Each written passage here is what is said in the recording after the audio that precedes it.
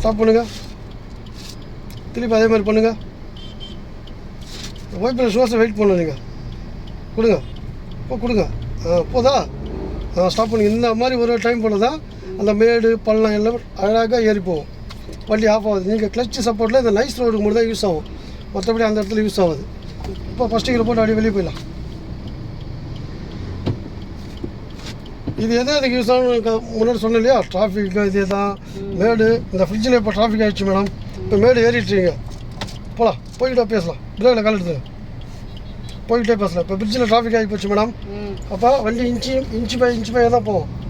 Clutch off second gear. அப்போ நீங்கள் வந்து இதே மெத்தட் தான் ஃபாலோ பண்ணணும்.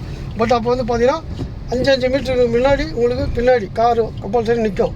அப்படி இருக்கும்போது நீங்கள் இந்த முறையை தான் கையாளணும்.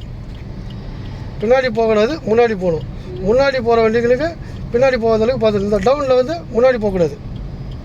மேடு ஏறும்போது வண்டி பின்னாடி போகக்கூடாது. அது மாதிரி நோட் பண்ணுங்க. இப்போ ட்ராக் மாற்றிக்கோங்க. வண்டி ரைட்டில் பாருங்கள் என்னென்ன வண்டி வருதுன்னு. உங்களுக்கு இடம் கிடச்சா அது வரைக்கும் வெயிட் பண்ணுங்கள். இடம் கிடச்சோன்னே மைல்டாக ட்ராக் மாறுங்க.